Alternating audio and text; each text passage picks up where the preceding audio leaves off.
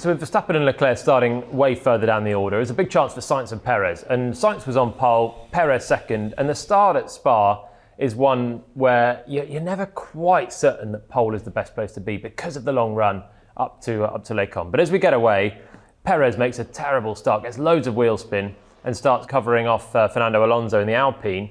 And actually, as he starts to have to straighten up because he's forcing Alonso off, gets another load of wheel spin as he's turning, and it allows both Mercedes through as well. So Perez gets an absolute nightmare start from second.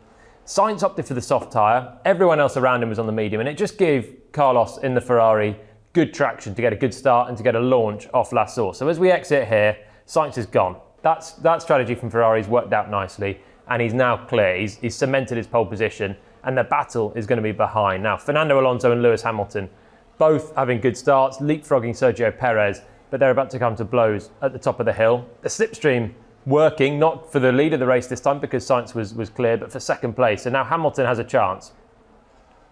Goes to the outside at the top of the Kemmel Straight, and as he brakes, just brakes a little bit deeper than Alonso. And it's a bold attempt at making the pass, but it's on at this stage. The problem is for Lewis, he turns in really, really tight on Fernando, and eventually there's contact. There's not enough space for the two of them to go through. And Hamilton's flicked up and effectively into retirement at this early stage.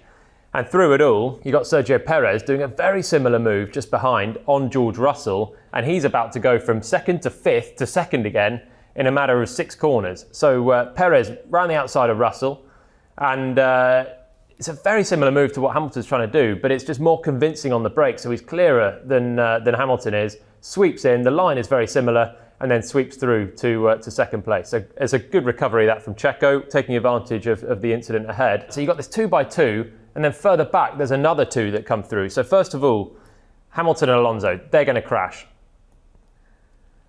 Perez and Russell, they are not, but Perez is going to go so deep on the brakes that he can still come across because he's cleared Russell. Here, you've got the 2 Aston Martins. They're fighting with Daniel Ricciardo there as well, but Vettel on the outside and Stroll's going to have the inside. But here, Vettel now, if you watch coming in here, you got Hamilton and Alonso pretty much side by side turning into the apex. Now you got Perez and Russell. Perez is clear of Russell now, so it's much easier for Checo to come through to the apex. But Vettel's still not clear of his teammate Lance Stroll. Gives a load more space than Hamilton did. They can run side by side at that point, and then actually Seb does force his teammate pretty much off the road at turn 6 and keeps the place. But that's the difference then between a start that it ends in tears for Hamilton and the others that are really tiny differences but crucial differences. The start on board with Perez, you can see the wheel spin all over the place down to turn 1, and he's actually relatively lucky, Checo, that it's one of the shortest runs to the first corner as well. That could have been a lot worse for him, but now he can manage to regroup, gets the slipstream from George Russell ahead.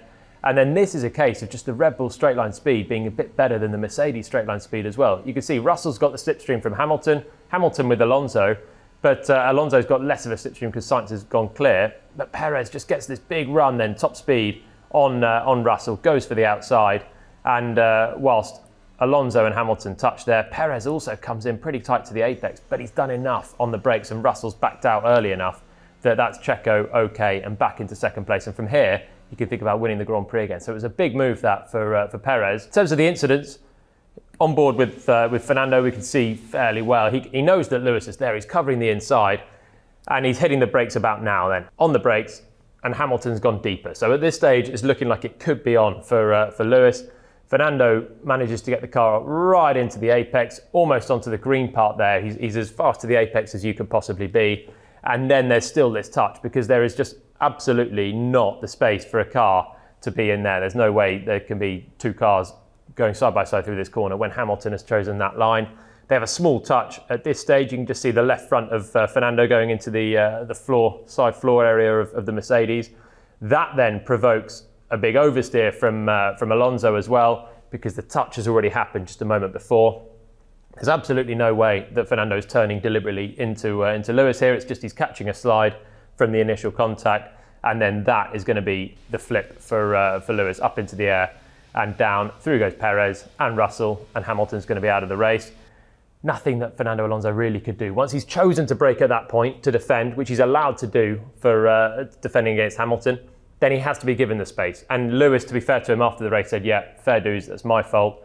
And he took full responsibility. Fernando irate about it at the time, but understandably so. Maybe a little bit too vocal in the car, but sometimes the emotion's very high, and he had a great chance there from second place. This is the other one then with George Russell. You can see the two fighting ahead. Here comes Perez, and this is a really similar position that Perez has got himself into compared to Hamilton, who ended up out of the race. But Russell's braked earlier, basically. He's not fighting this nearly so hard against the Red Bull he probably knows is quicker. He's also getting right up to the curb, but the move is done by this point already because Perez is deeper on the brakes. Russell's earlier. They're not side by side, still coming into the corner. So Checo's taking a bit of a chance by turning into a really similar place as Lewis.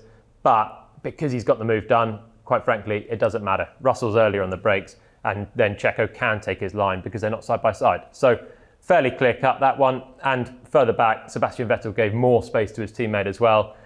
Tough for Lewis Hamilton, who had been on a great run of races before then, had a big chance to score maybe another podium, but was out, and he can only blame himself, I'm afraid. Yeah, what an idiot. Closing the door from the outside. I mean, we had a mega start, but yeah, this guy only knows how to drive starting first.